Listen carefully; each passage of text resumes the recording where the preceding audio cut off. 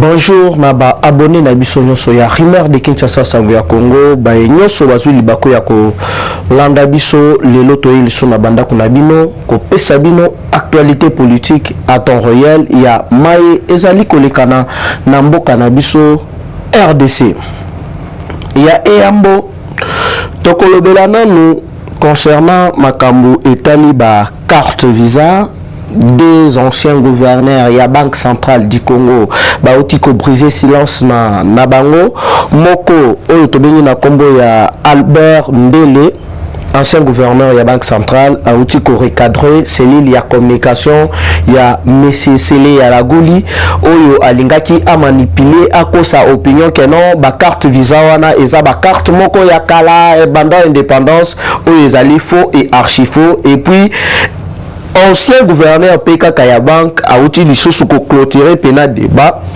et à remettre 125 noms 125 noms na député moko oyo a utiko porter plainte na batu nyonso oyo bazali cité na makambu oyo ya ko détenir ba carte visa oyo e bandaki kopesa bango accès na compte ya trésor public. Donc ezali na plusieurs généraux forts ya époque ya Hippolyte Kanambe Kazembere ou babandaki okende na bakarte wana pona ko retirer mbongo plusieurs bana na bango na plusieurs personnalités babandaki ko détenir bakarte wana. Donc allez-y comprendre 125 noms ezali mince affaire te bango nyonso wana obeti sikoyo machine fa $50,000 par mois. Donc beaucoup comprendre sikoyo le pourquoi oyo bidi na biso bandaki ko matate. Et puis na deuxième sujet tokolobela Maman F Bazaïba ndenge auti ko confirmer à lobby bien yena 2023 candidat na ye ezali président Félix Antoine Tshisekedi Tshilombo IDPS ezali ndako na ye. Et puis attaquer Katumbi concernant makamu oyo etali nationalité congolaise. Donc concernant dossier à Baye Bazali na accès na magistrature suprême, il faut aux ala congolais 100%. Alors, à votre mandat émission d'Abisso Yalelo, en tant que citoyen congolais, vraiment là qui touché n'a pas propos à M. Francis Kalombo. Oyo a dépassé qui vraiment la limite à franchir ligne rouge, il y a que touché ancien président. Oyo a géré Kitoko, Oyo a géré Malam, ata bifronté na caisse ya l'état atikala kozwa yango. Donc azali seul président oyo abandaki a voyager ce qui azongi simbongo na caisse ya l'état. Azali parmi ba président oyo ba pesa idée ya oya sikoyo yo Kalombo yebisa biso tata na yo na Congo awa azalaka nani, tata ya Soriano oyo ali kotinda yo azalaka nani. Messieurs, tu allais commettre en garde, biso ba vrai compatriote, biso ba peuple congolais, jamais au Kosimba, ancien président Oyazaki modèle, et puis Oyazali modèle pour le président Fachi. Bomoni, na mandat ya chef de l'État, alandi le kolo ya bonne gouvernance, ya président Kasavubu ya a voyagé, azongi akamati musolo ya l'État, azongi si yango na kesi ya l'État. Kabila Tabandaki ko voyageur, combien de fois ont sambongo na caisse à l'État? Alors monsieur Francis Kalombo, bozali parmi batu oyo pe babandaki ko fina kombo ya président Kasavubu yo kanate. Alors que bango nyonso bazali na rôle oyo bazjoua na mboka na biso, ezala Patrice Emery Lumumba, ezala président Kasavubu, mais bozalaki très injuste. Il y a qu'on valoriser plus premier ministre que président. Histoire ba changer kayango te ata oyo Hippolyte Kanambe oyo a tout ali bakuna ya zelu ya ko gérer RDC bako changer histoire te na histoire et comment Hippolyte Kanambe Kazembere individu moko boye ya Rwanda ayaka na babuta mbula a diriger RDC bako changer yango te. Yo sikoyo suis audace Yawokende Kosimba, président Oyo, azali exemple pour plusieurs générations. lelo Fachi alandi lokolo ya président Kasavubu na politique na ya bonne gouvernance. Seul président oyo akenda ti na Kasai kuna ko réconcilier les deux chefs coutumiers. Plusieurs ba instituts supérieurs UPN oyo tangela na kimukolo wana. Tata bino mutatonga yango to tata ya Soriano. Donc zengi noga masolo ya Robeta pona ko faire plaisir na Soriano falaki otanga kombo ya président Kasavubu oyo azali héros. Et puis nazali komi tuna ba honorable ne Congo bozali wapi. Nali commencé na ba appel na ba patriote nyonso ya ba Congo vraiment ensemble pour le changement kuna na ba Congo bobenga na bango. Bobenga na bango parce que ba caché sur la tombe sur mémoire il y a président Kasavubu. Beaucoup permettre yango atam kolomoroté pour faire plaisir na un ancien gouverneur et collaborateur ya Kabila oyo ba pia ensemble mboka na biso azali kozwa audace ya kokende kosimba kombo munene neki président Kasavubu indiscipliné moko boye politique yo Francis Kalombo yo tata na yo na Congo toyeba na histoire ya RDC asalani. Et nous allons critiquer pourquoi Soriano azolu kaka azwa kiti na yewana afanda place ya fandaki. Aveuglement bolingi kaka o profiter o ba di n'importe quoi ba mona keno yo yebito yo histoire ni no yebi amboka na biso. Borozonga côté bouta na ba Rwanda kuna borozonga kuna. Alors mes chers compatriotes, tozali kokota sikoyo na ba sujet na biso ya mokolo ya lelo. Toali kobanda ndenge na lobaki yango na sommaire toali kobanda nanu na dossier oyo babeja nyonso yali kolobela yango ya ba individu moko boye égoïste oyo bakamataki mboka na biso en otage pendant 18 ans. Tomoni lero batangaki bakombo ya batu oyo bayala guli bazowe Kabila baba Jeannette Bashadari, Baobeminaku, Baovariste, Bashabu, non seulement basali na ba carte visa. Oye bandaki kopesa bango accès na trésor public, na compte ya trésor public la biso. Dawa kokende na ye asumbongo ndenga alingi. Donc akamati asui akei na ye. Denge balobaka ke la vérité finit toujours par triompher. Bolanda qui point de presse. Il y a numéro 1 à IGF, Gilles Alengeti. Parce que Batumususu Balinga qui va les médias pour manipuler l'opinion. Oteno ba carte wana ezali depuis indépendance, ezali depuis temps ya Antoine Kizenga parce que baebi keno Antoine Kizenga azali lisusu invité balingi ba bambela Hébert. Dieu merci, un ancien gouverneur et à banque a brisé silence naé. J'espère Azali monsieur Albert Ndela a recadré cellule la communication ya scellé à la goulina na shadak na ba obeni na kunege ba mesana ko financer ba journaliste ba manipuler opinion ba côté la bango oteno eloko wana e banda kala banda époque ya Antoine Kizenga alors que c'est faux et archi faux. Ya lobi wana ezali lukuta ndenge bali koloba keno e banda indépendance ezali bongo te ezali lukuta pena lukuta bali kokosa.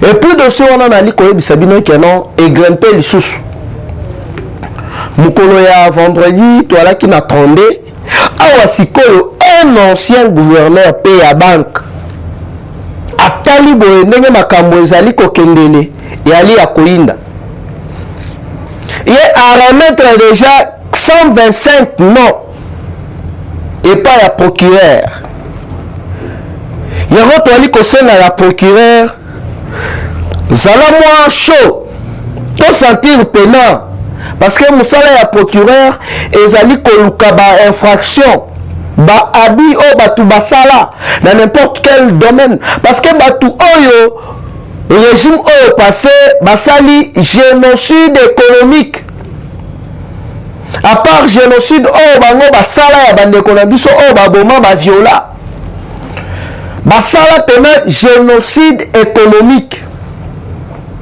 parce que ezali vraiment injuste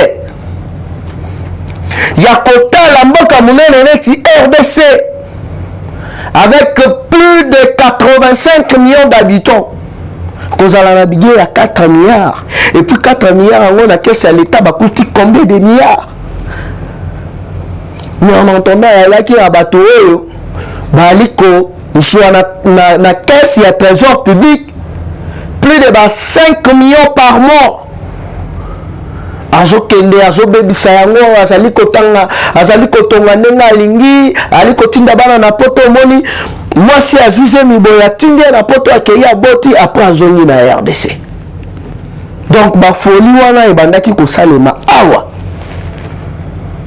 mais petit peuple et puis bambongo bino bobandaki koyiba wana pourquoi te kozala na motema moko malamu ya keno kotonga nefis kata bahôpitaux ya malonga ezala ta privé oyo keno bapetit peuple oyo bonyokola pendant 18 ans bakokende kuna kose faire soigner mais bino moko wana politique moko ya mabe mama yembo par terre hôpital saint par terre bahôpitaux nyonso ya mboka ata hôpital moko te ya malonga oyo bino botika mais bobandaki se permettre kozwa mbongo ya l'état kosala na yango n'importe quoi kosala na yango bafoli bana na bino bali koyemba bango na bamusicien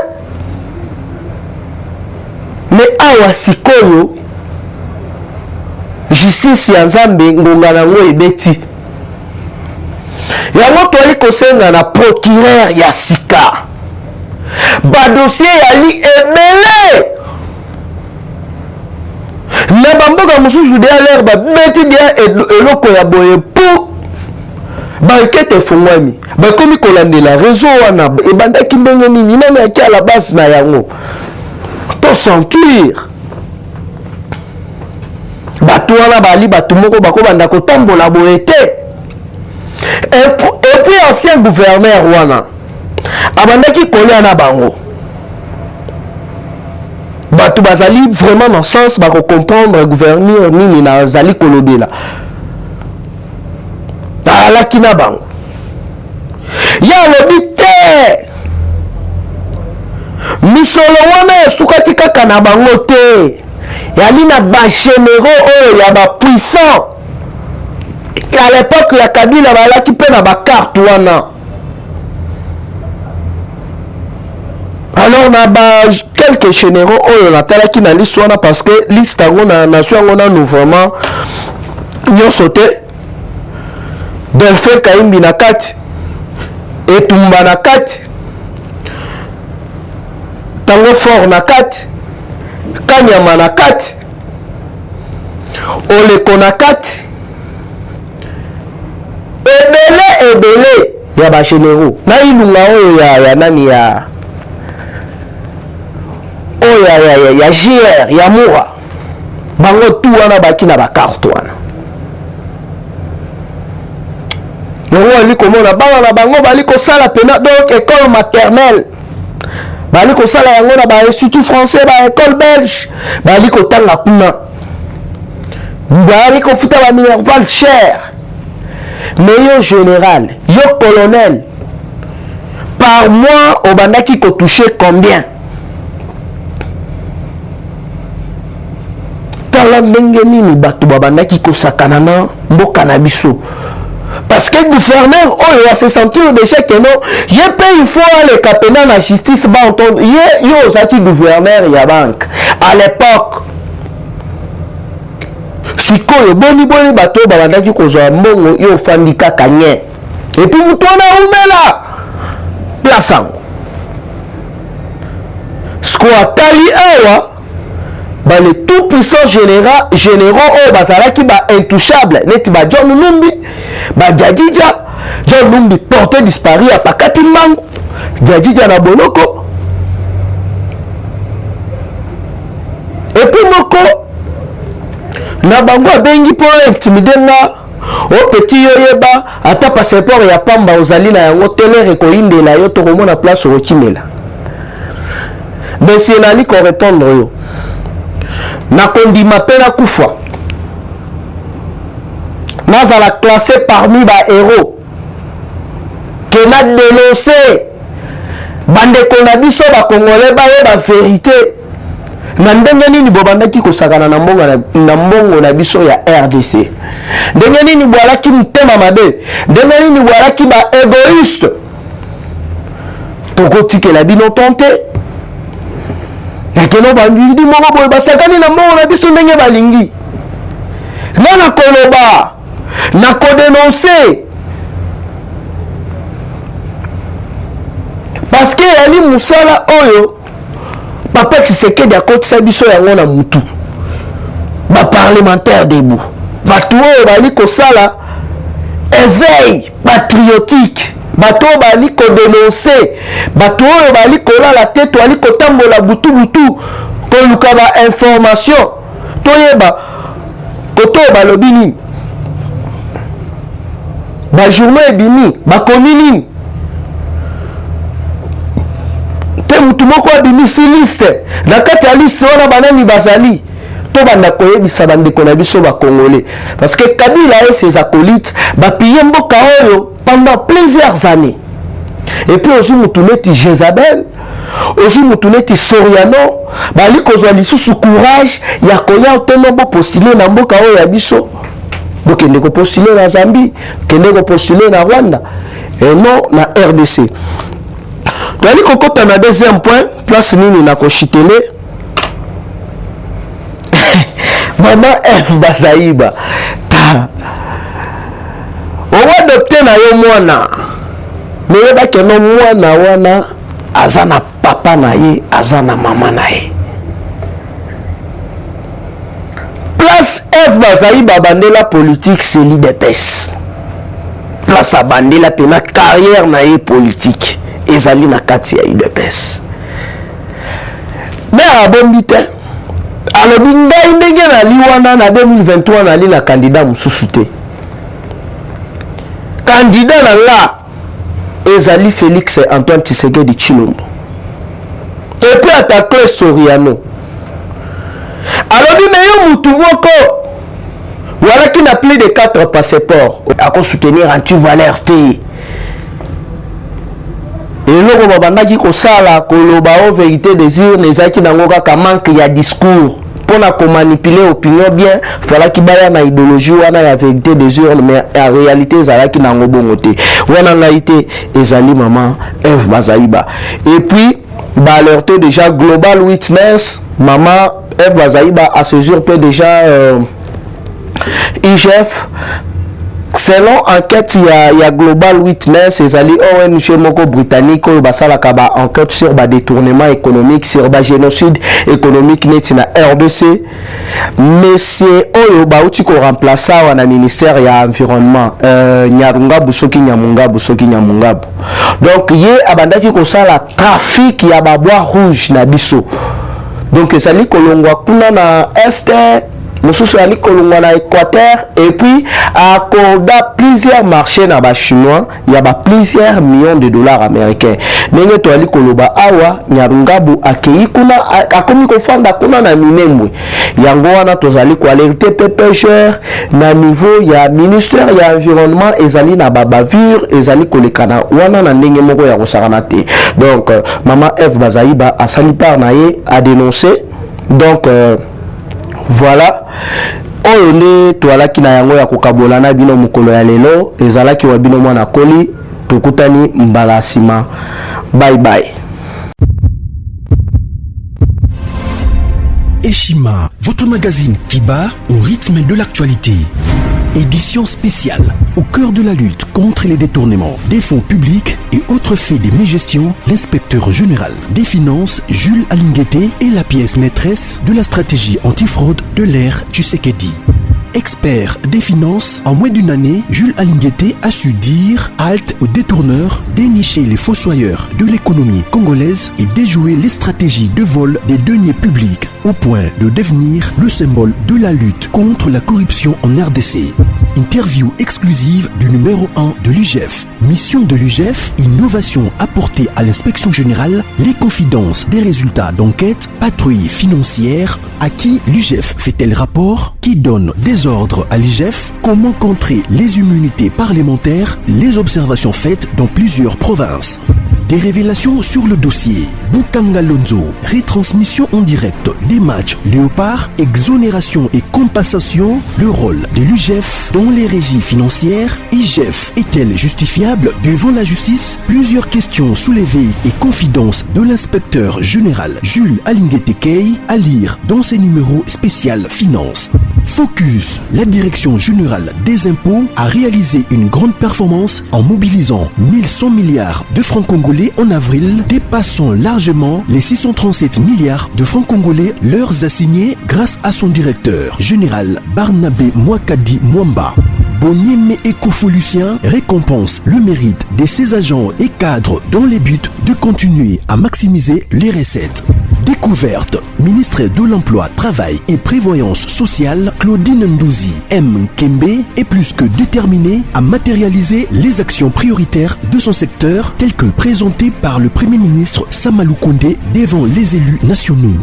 Nation, Dr Jean-Jacques Mbungani Mbanda est médecin expérimenté pour relever les défis sanitaires en RDC. Catastrophe naturelle, Nirangongo, 19 ans après, les larves ont de nouveau coulé. Parité, Antoinette Nsamba, ministre des Mines au cœur de la révolution minière. À lire également interview de Noël Chani, tribune Jean-Pierre Alumba et plusieurs articles d'actualité générale. Retrouvez l'intégralité du magazine Eshima dans les kiosques. Eshima Magazine, un nouveau standard d'information.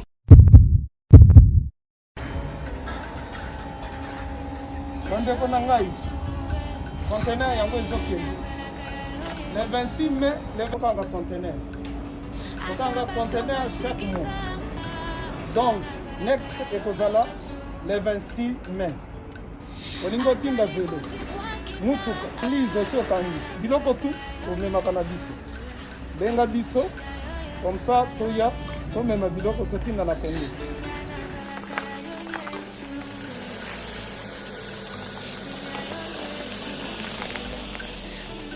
Bandeko kari yango oyo touti kozongo ezokende Kinshasa. Ozana mutuka pesa biso ezoke. Merci. Le 26 mai, mosusu ekwende. Ya 2021 otozana ngo. Donc tosalaka chaque mois. Oza besoin na carton benga biso. Biso munene yango. Moyenne yango. Bon moyenne. Yango. Na carton na biso ya muke. Nous avons 3 dimensions. Onyo solingo tinda benga biso tozozwa ba vélo, tozozwa ba valise, mituka tozozwa. Donc eloko tout tozomema na Kinshasa. Merci beaucoup. Mutuka, vélo, salon, biloko ndako, biloko tout tozomema. Donc vous hésitez que benga biso tozala na pona kosangana.